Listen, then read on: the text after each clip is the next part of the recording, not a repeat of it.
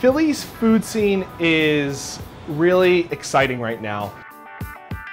Philadelphians have a very proprietary attitude towards their chefs. You know, we're all family here. I mean, most people were born and raised in Philadelphia. In Philadelphia, you definitely get quality versus quantity. To succeed, you have to be delivering.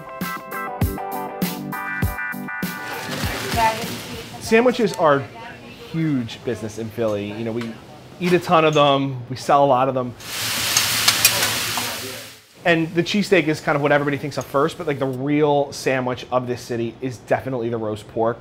My favorite place for a roast pork sandwich is John's, and it's like way down in South Philly, like on the train tracks. Really thin shaved roast pork, it's really juicy, and you get like sharp provolone.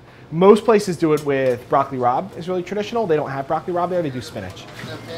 I won't put broccoli rabe on my sandwich. The taste of the pork of my grandfather's recipe is so good. Like, why would I ever hide it with such a bitter, bitter tasting thing? Subsequently, when I talk to customers after, they say, you're right, you know, and I feel I'm right. It's my place, so I can do what I want. The credit goes to my grandfather and my parents who sustained this place. I mean, we're lucky to be in this city that has such a rich tradition of great food. The roasted pork sandwich. It's something you have to tread lightly with. For us at Nona's, I want it to be familiar, but I wanted to elevate it a little bit. We take pork shoulder, which is a very fatty piece of meat. We have broccoli rabe that we call long cooked broccoli rabe, but it's still green. We have sharp provolone. We have Sarcone's bread, which I was so excited to use their bread.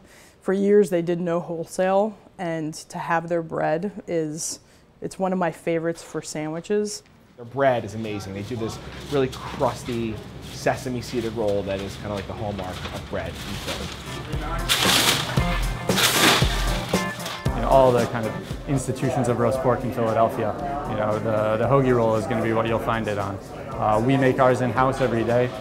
It's a very classic semolina roll topped with sesame seeds. So High Street does kind of an upscale version of the roast pork. They stay very true to tradition in many ways and kind of class it up a little bit in other ways. Cure our pork for 48 hours. The hoagie gets toasted, topped with a little bit of provolone. And lastly, what's really kind of iconic to the roast pork sandwich is the broccoli rabe. The one thing we've done to kind of take that in a direction more suited to our program is we lacto ferment it, similar to a sauerkraut, you know, which is a very Pennsylvania Dutch preservation technique. So it's kind of like funky and crunchy and has a ton of complex flavor, and you get all that kind of garlicky heat. It's really just tremendous. 20 years ago, there was none of this in the city. Yeah, maybe as little as 15 years ago. And when people came downtown, they got a mom and pop Italian meal. That's what Philadelphia was known for back then. You know, we pride ourselves on being a city that fosters young, homegrown talent. And that's been the history of Philadelphia's dining for a long, long time. The bar is just raised. It's like you're cooking for your family down here. It's not like you're cooking for tourists.